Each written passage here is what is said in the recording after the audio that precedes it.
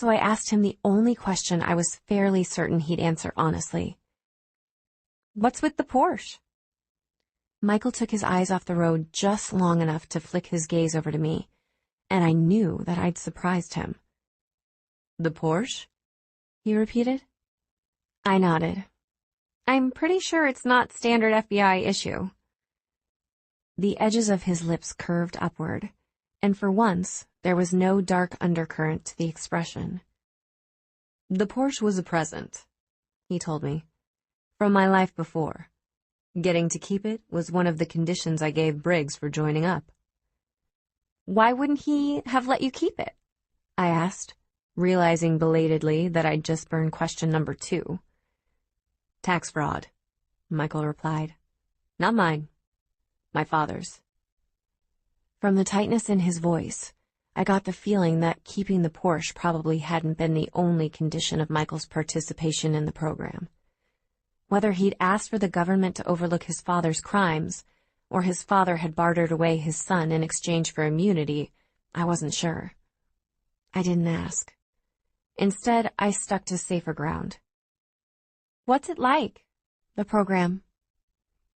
"I've only been there for a few months," Michael said. "Briggs sprung me to come get you. Good behavior, I guess." Somehow, I doubted that. Michael seemed to sense that I wasn't buying it. "And also possibly because Briggs needed someone to read your emotions and figure out whether or not you're a secret bottle of rage who shouldn't be granted access to confidential files." "Did I pass?" I asked, a teasing note making its way into my voice. Michael replied. "That's 4 questions." With no warning, he jerked the steering wheel to the left, pulled a U-turn, and then took a fast right.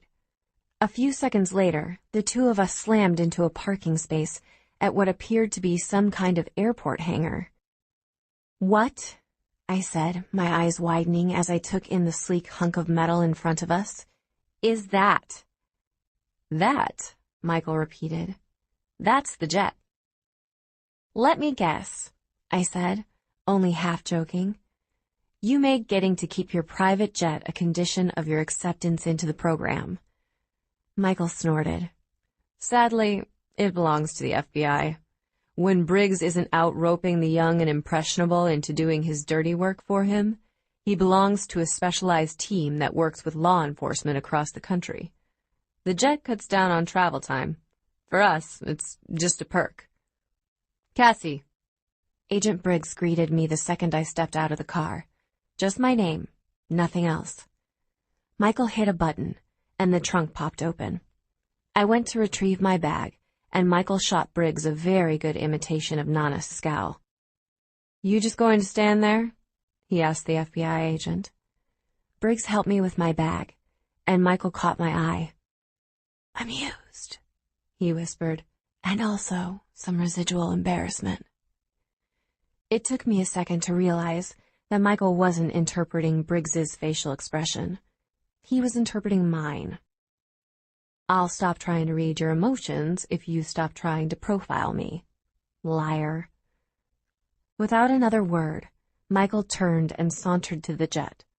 By the time I climbed aboard, he was already lounging in the back row of seats. He looked up, his posture inviting, his eyes telling me to stay away. Tearing my gaze from his, I took a seat in the row in front of him, facing the cockpit.